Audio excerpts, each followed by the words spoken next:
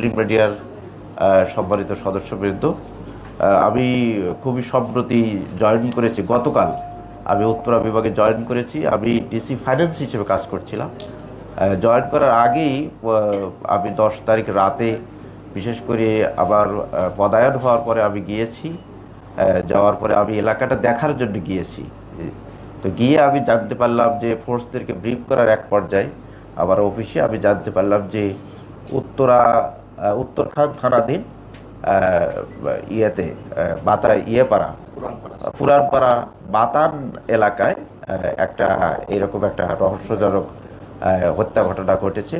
তো সেই ঘটনায় আমি জানতে পেরে আমি ওখানে জানলাম আমাদের এডিশনাল এসপি ওখানে আছেন, আমাদের দুজন জোনাল এসি রয়েছে, নাসিম এবং পরে সাদ্দাম ছিল, ওকে সহ আমাদের ওসি রয়েছে, সকল অফিসাররা সেখানে রয়েছে, তারা ঘটনাস্থলে আছে। তো তারপরে আমি নিজেও চলে গেলাম। চলে যাওয়ার পরে আমি জানতে পারলাম, আমিও ঘটনাস্থলে গেলাম, দেখলাম যে এই পুরানপাড়া বাতান এলাকায় যারা শাহির শাহনওয়াজের যে একটা 6তলা বিল্ডিংয়ের 4তলায় আমরা জানলাম এটা কিছু 6 নম্বর ফ্ল্যাট, ওটা ওখানে হাবিবুল্লাহ বাহার ডিগ্রি কলেজের যে সাবেক উপাধ্যক্ষ জনাব সাইফুর রহমান ভূঁইয়া, ওনার এজ হবে 49 বা 50। তো উনি খুন হয়েছেন। ওনাকে আমরা এই বিষয়টা জানতে পেরে দেখলাম যে রুমের মধ্যে রক্ত তখনও বেশ জমাট বাঁধা। আমরা ওখান থেকে আমাদের রক্তমাখা ছুরি, আমাদের টিম রয়েছে, আমাদের সাব ইন্সপেক্টর, ওসি সকলে ওই আমাদের যে বিছানার বেডশিট এগুলো আমরা জব্দ করেছি। জব্দ করে থানায় নিয়ে গিয়েছি। থানায় নিয়ে গিয়ে আমরা এই বিষয়ে এই মামলার রহস্য উদ্ঘাটনের জন্য আমরা একটা টিম ওয়ার্ক করে আমি সহ আমাদের এডিশনাল এসপি, এডিসি, আমাদের দুজন এসি, আমাদের অফিসার ইনচার্জ উত্তরখান থানা, তদন্ত এবং অন্যান্য সাব ইন্সপেক্টর বৃন্দ মিলে আমরা বসে এই বিষয়ে রহস্য উদ্ঘাটন দ্রুত যাতে এটার ডিটেক্ট করা যায়, তো করার জন্য আমরা সারা রাত ধরে এখানে সিডিআর অ্যানালিসিস করে এবং সিসিটিভি ওই এলাকায় আছে কিনা এগুলো দেখে, এবং যারা সাইফুর রহমানের তখনও তিনি জীবিত ছিলেন, তো যখন তাকে যারা হসপিটাল নিয়ে গিয়েছে তাদেরকে জিজ্ঞাসাবাদ করে, স্থানীয় লোকদের জিজ্ঞাসা করে আমরা এই সম্পর্কে আমরা একটা প্রাথমিক ধারণা গ্রহণ করি এবং সেখান থেকে আমরা অপারেশন প্রস্তুত করি। আমাদের বিভিন্ন 3-4টে টিমকে আমরা বিভিন্ন দিকে আমরা পাঠিয়ে দিই। আমাদের বিভিন্ন ডাইমেনশন আমরা গ্রহণ করি যে এইগুলোর মধ্যে আমাদের এই ঘটনা হয়তো ডিটেক্ট হবে। তো আমরা এক পর্যায়ে সফল হই। আমরা জানতে পারি, আমরা একটা টিমের মধ্যে আমরা জানতে পারি যে আমরা দুজনকে আমরা গ্রেপ্তার করি ফরিদপুর থেকে। ফরিদপুর থেকে দুজনকে, স্বামী স্ত্রী দুজনকে গ্রেপ্তার করে আমরা নিয়ে আসার পরে আমরা জিজ্ঞাসাবাদ করে আমরা জানতে পারি যে এদের দুজনের একজনের নাম হচ্ছে নাজেম, তার স্ত্রীর নাম হচ্ছে রূপা। নাজেমের বয়স হবে 21 বছর বা 22 বছর, রূপার বয়স হবে 20-21 বছর। তো তারা 6-7 মাস আগে মোবাইলের এই ফেসবুকের যুগে এই কমিউনিকেশনের মাধ্যমে তাদের সম্পর্ক হয় এবং তারা বিবাহ বন্ধনে আবদ্ধ হয়। তো নাজেমের বাড়ি হচ্ছে নীলফামারীর জলঢাকা, আর তার ওয়াইফ যে রূপার বাড়ি হচ্ছে সালতা, ফরিদপুর। তো এরা যে রংপুর থেকে, এরা মূলত রংপুর থেকে আসছে, লালমনি এক্সপ্রেসে এসেছে কমলাপুর রেল স্টেশনের নামলে এরা আবার পরবর্তীতে চলে যাবে ফরিদপুরে চলে যাবে। ট্রেনের জন্য তারা ওয়েট করতেছিল 8 নম্বর প্ল্যাটফর্মে। এক পর্যায়ে এই নাজেম তার স্ত্রীর বলল যে আমি নাস্তা নিয়ে আসি, তুমি এখানে ওয়েট করো। ইন দ্য মিন টাইম রূপা কিছুটা ঝিমানি এসেছে, ঘুমিয়ে পড়েছে। তার ব্যাগ, তার যে জিনিসপত্র পার্স ছিল এগুলো হারিয়ে যায়। এরপর সেই রূপা তখন একটু সম্বিত ফিরে সে খোঁজাখুঁজি করে দেখে তার ব্যাগ হারিয়ে গেছে, তার পার্স হারিয়ে গেছে। তখন সে আশেপাশের লোকজনকে জিজ্ঞেস করতেছিল। একটা পর্যায়ে আর একটা মহিলা যাচ্ছিল, তাকে সে ডেকেছে। ইন দ্য মিন টাইম ওই এলাকায় সাইফুর রহমান ভূঁইয়া ওই জায়গাটার মধ্যে যাচ্ছিল। সে কাছাকাছি এসে তাকে জিজ্ঞেস করলো যে তুমি কি আমাকে ডেকেছো? তখন রূপা বলেছে যে না, আমি আপনাকে ডাকিনি, আমি ওই মহিলাকে ডেকেছি। তখন বললো যে পাশাপাশি জিজ্ঞেস করেছে যে তোমার কি হয়েছে? তখন বলেছে যে আমার ব্যাগ হারিয়ে গিয়েছে, আমার পার্স হারিয়ে গেছে, আমার টাকা পয়সা যা ছিল সব হারিয়ে গিয়েছে। আবার আমি ফরিদপুরে যাব, এখন আমি কিভাবে যাব? বলছে তোমার সাথে কি আর কেউ আছে? যে আমার স্বামী আছে, সে রাস্তা আনতে গেছে। তো ইন দ্য মিটে আরও কথাবার্তা হয়েছে। এর মধ্যে নাজেম চলে আসছে, আসার পরে বলছে তোমরা কি করো? ওরা বলছে যে আমরা কিছু করি না এরকম। তো আমরা ইয়েতে তো তখন বলেছে যে তোমরা আমার সাথে চলো, আমার 6 তলা বাড়ি রয়েছে, আমার গাড়ি রয়েছে, তুমি ড্রাইভিং শিখবে, শিখে তুমি আমার গাড়ি চালাবে, আর আমার স্ত্রী আছে, ছেলে আবার স্কুলে পড়াশোনা করে, আমার 6 তলা বাড়ি, তুমি বাবার বাসায় কাজ করো। এই কথা বলে ওদেরকে প্রথমে রিক্সায় উঠিয়ে ওখান থেকে তারপরে বাসে নেয়, বাসে নিয়ে উত্তরাগায়, উত্তরার থেকে তাদেরকে অটোতে চলে যায়, গিয়ে এই যে পুরানপাড়া বাতান উত্তরখানের এই বাসায় তারা তোলার পরে দেখা যায় লক, ওই চাবি দিয়ে যখন খুলছিল তখন রূপা জিজ্ঞেস করেছে তাকে যে আপনি তো বললেন আপনার স্ত্রী আছে, তো এখানে আপনার স্ত্রী কোথায়? আপনি তো নিজে আপনার তালাবদ্ধ রুম বাসা। তখন বলেছে যে না, আমার স্ত্রী আর এক বাসায় চলে গেছে, 4-5 দিন পরে আসবে। এরপরে যা হোক ওরা ভেতরে থাকার পরে এরপর এইটা হচ্ছে আপনার রোজার আগের দিনের কথা, পরের দিন রোজা শুরু হবে। তো এর মধ্যে আপনার এই যে থাকার মধ্যে আস্তে আস্তে রূপা বক্তব্য মতে, আমাদের জিজ্ঞাসাবাদে যে বক্তব্য দিয়েছে, যে স্বীকার করেছে যে তার এই বিভিন্ন সময়ে এই সাইফুর রহমান তাকে শ্লীলতাহানি করত, তাদের যৌন লালসা তার পূরণ করার জন্য নানাভাবে তাকে যৌন নির্যাতন করত। সে যখন বাইরে যেত তাকে তালা দিয়ে রেখে যেত, বলতো যে তোমরা বারান্দার কাছে যাবা না, গেলে তোমার হাজব্যান্ডকে মেরে ফেলবো।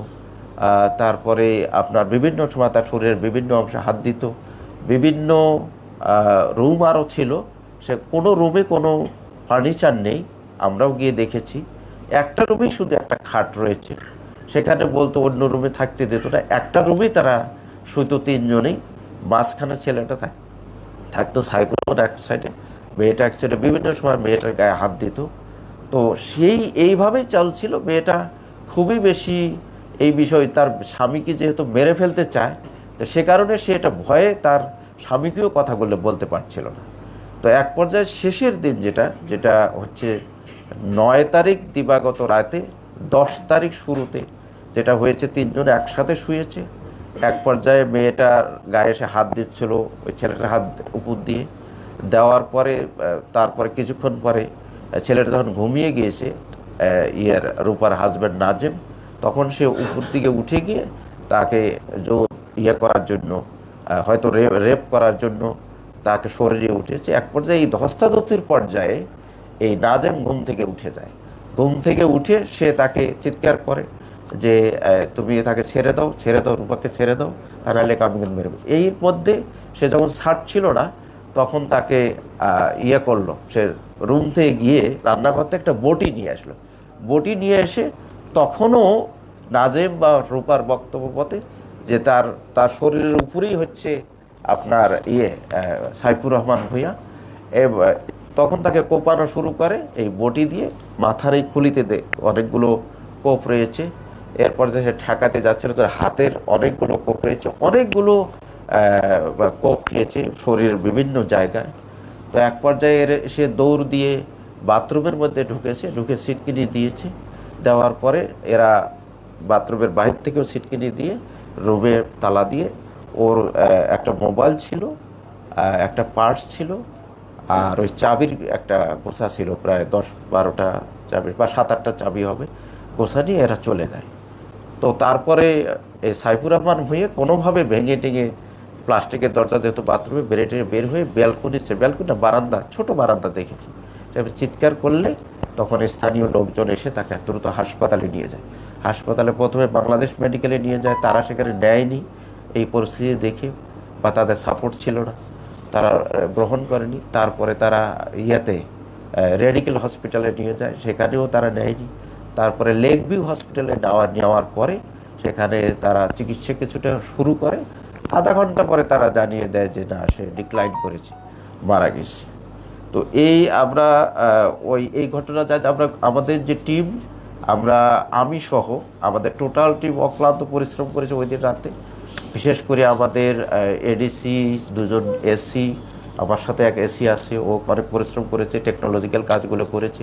আমাদের ওসি তদন্ত, আমাদের সাব ইন্সপেক্টররা, অন্যান্য সদস্যবৃন্দ, আমরা খুবই ডেডিকেটেডলি কাজটা করেছি। কারণ দ্রুততম সময়ের মধ্যে এটা যদি আমরা রহস্য উন্মোচন না করতে পারি, তাহলে হয়তো দেরি হয়ে গেলে হয়তো আমাদের কাজটা কঠিন হবে।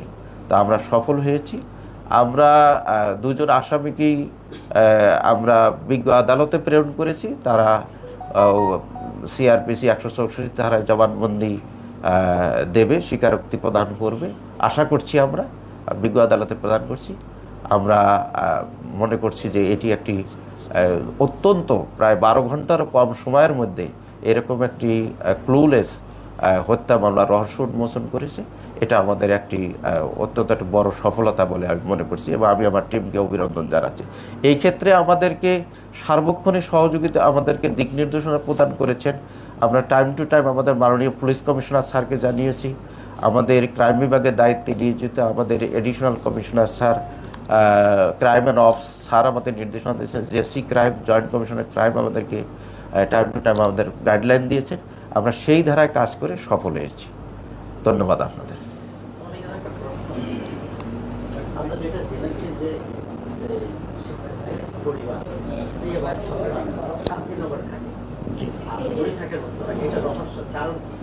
দ্বিতীয় প্রশ্ন আরেকটা আছে, সেটা হলো যে ঘটনাটা আপনি বর্ণনা দিলেন তাতে মনে হলো এই নারী তার নিজেকে সেভ করার জন্য এই ঘটনাটা ঘটেছে। তাহলে কি এটা হত্যাকাণ্ড না অন্য?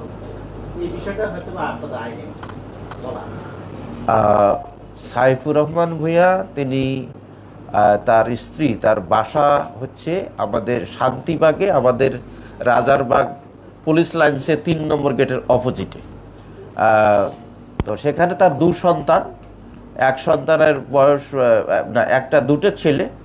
এক ছেলে হচ্ছে 8ম শ্রেণীতে পড়ে মতিঝিল আইডিয়াল স্কুলে, আর একটা ক্লাস 4-এ পড়ে। তার স্ত্রী নাম সাদিয়া। তারা এই বাসায় ছিল ডিসেম্বর পর্যন্ত, এখনও আছে তার স্ত্রী এখানে। এর মধ্যে উত্তরখান এলাকায় যেটা বললাম যে পুরানপাড়া বাতান, এই জায়গাটায় 2.5 শতক জায়গা রয়েছে।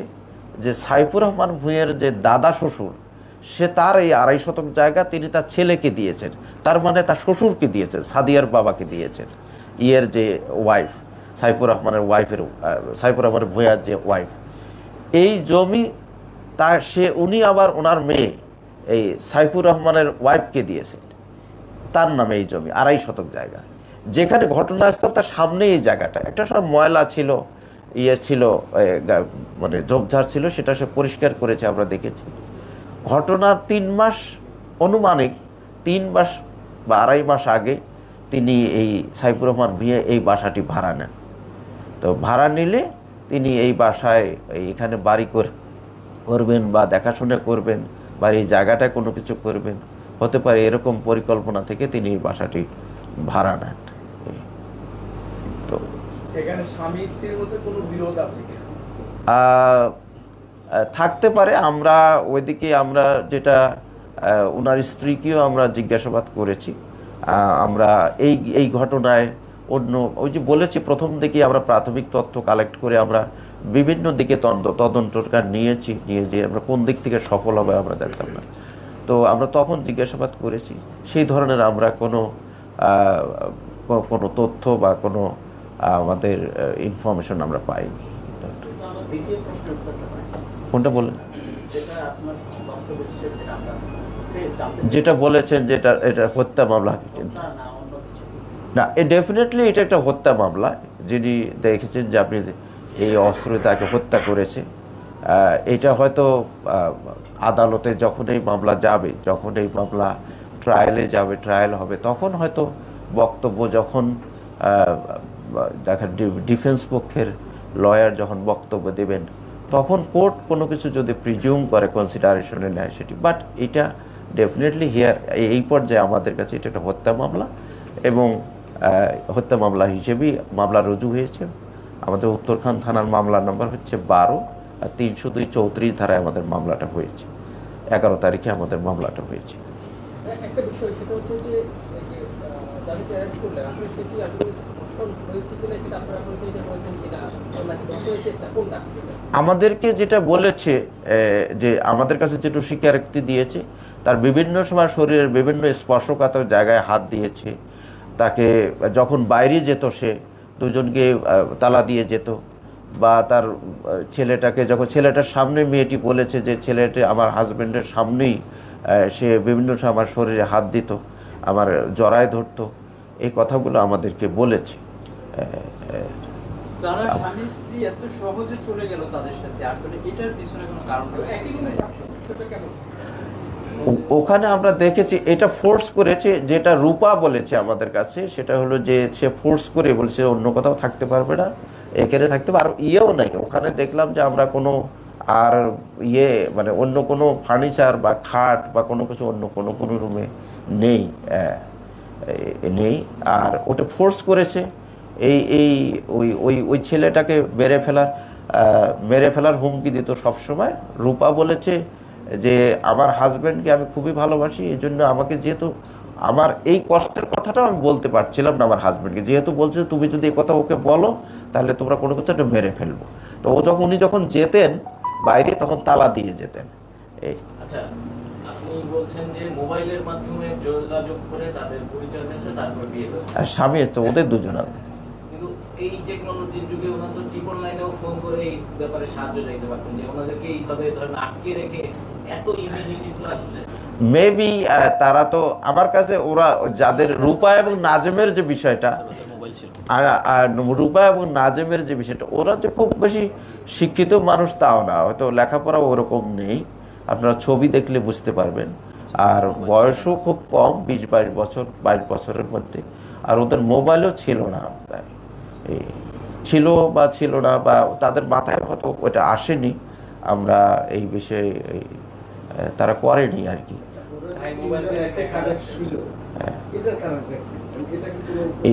এটা ওরা যেটা বলেছে তাকে বাধ্য করেছে, তারা ফোর্স করেছে যে এখানেই থাকতে হবে, এই অন্য কোনো রুমে থাকা যাবে না। এই আচ্ছা, আমি অন্য প্রসঙ্গে প্রশ্ন করি, জি, আমরা হচ্ছে যে পুনরায় কিছুদিন আগে যে সৌরি যে বস্তি, এই পাশে উত্তর অঞ্চলে যে ছিনতাই যেটা হয় বা অপরাধীরা হয় না বিভিন্ন বস্তি কেন্দ্রে, এবং কিশোর গ্যাং উত্তরায় একটি সক্রিয়। গতকালকেও বেশ একটা ঘটনা ঘটেছিল, যদিও ওটা আমরা পরবর্তীতে নিশ্চিত হতে পারিনি, তাকে ছেড়ে দিতে বাধ্য হয়েছে কোনো একটা বাইরে। সবকিছু মিলিয়ে যে আপনার উত্তরায় বর্তমানে পরিস্থিতি, এবং যেহেতু সামনে ঈদকে কেন্দ্র করে যে কিশোর গ্যাং বা ছিনতাইয়ের যে তৎপরতা বেড়েছে, সেইখানে আপনাদের বর্তমানে আপনার কি আছে? আমি ধন্যবাদ আপনাকে এই তথ্য দেওয়ার জন্য। আমি গতকাল এখানে জয়েন করেছি, এই ঘটনায় আমি সম্পৃক্ত হয়েছি জয়েন করার আগের দিনই। তো আমি এই তথ্যটা আপনার কাছে জানলাম। আপনারা জেনে থাকবেন যে ছিনতাই ছিল, ছিনতাইয়ের কিন্তু অনেক কমে এসেছে এখন, খুব দ্রুততার সহিত পুলিশের যে তৎপরতার কারণে এটা কমে এসেছে। আপনি যে তথ্যটি দিলেন, আমি এটির তথ্যটি নোট রাখলাম। আমরা নিশ্চয়ই, আপনারা আরও তথ্য আমাদেরকে দেবেন এই ধরনের অপরাধের। ঈদের সামনে, ঈদকে কেন্দ্র করে মলম পার্টি, অজ্ঞান পার্টি, ছিনতাই, ডাকাতি, ব্যাংক ডাকাতি, আপনারা যে কোনো তথ্য আমাদেরকে দেবেন। আমরা আশা করি আমাদের এই সক্ষমতা রয়েছে, আমরা যে কোনো ধরনের অপরাধকে দ্রুততার সহিত প্রতিরোধ করে এটাকে কাঙ্ক্ষিত লেভেলে কমিয়ে আনার বা নির্মূল করার। ধন্যবাদ আপনাকে। ধন্যবাদ সবাইকে। ইতিমধ্যে গতকাল